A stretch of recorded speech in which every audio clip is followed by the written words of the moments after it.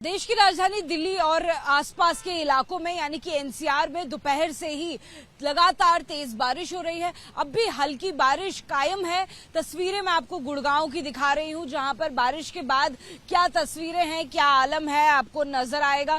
करीबन 1 घंटे से ज्यादा जो लगातार बारिश हुई है उसका असर गुड़गांव में देखने को मिल रहा है। ये जो स्मार्ट सिटी है, बारिश जैसे ही होती है अपना रंग रूप पूरी तरह से खो देती है और वही रूप एक बार फिर से गुड़गांव का नजर आ रहा है।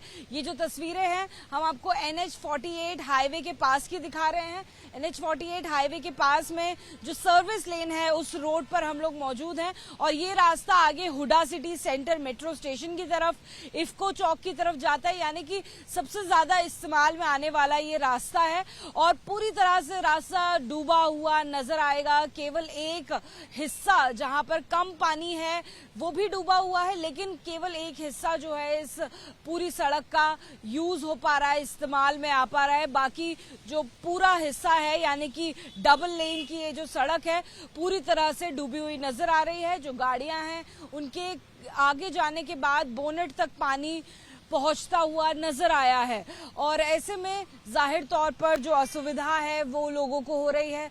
2 पहिया खास तौर पर जो यहाँ से निकल रहे हैं उनको कितना ज्यादा खतरा है वो आप देख लीजिए, कितनी सावधानी से चल रहे हैं, क्योंकि ऐसे में पता नहीं चलता है कि अंदर कहीं कोई बड़ा गड्ढा तो नहीं, कहीं कोई पॉट होल खाली तो नहीं पड़ा हुआ, कहीं उसमें ऐसा तो नहीं ढक्कन नहीं लगा हुआ। इस तरह के तमाम खतरे हो जाते हैं जब इस तरह से पानी दिल्ली या एनसीआर में बढ़ जाता है और लगातार सड़कों पर जल जमाव हो जाता है। जैसे कि तस्वीरें अब भी नजर आ रही है, बड़ी गाड़ियां जरूर निकल पा रही हैं लेकिन कई सारे ऑटोज हो या 2 पहिया वाहन हो वो यहाँ पर लगातार खराब होते हुए हमें इस दौरान दिखाई दिए हैं जब से हम इस जगह पर रिपोर्टिंग कर रहे हैं।